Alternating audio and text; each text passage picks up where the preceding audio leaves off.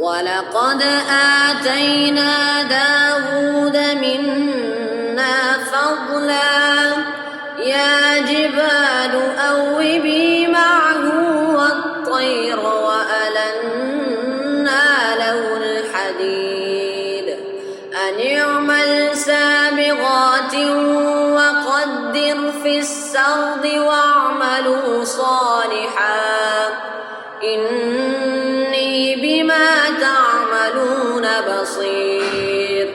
ولسليمان الريح غدوها شهر ورواحها شهر وأسلنا له عين القطر ومن الجن من يعمل بين يديه بإذن ربه ومن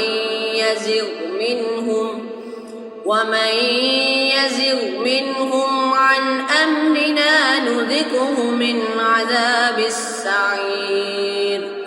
يعملون له ما يشاء من محاريب وتماثيل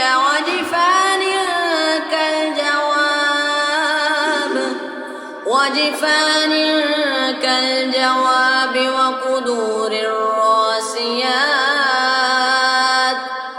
اعملوا آل داود شكرا وقليل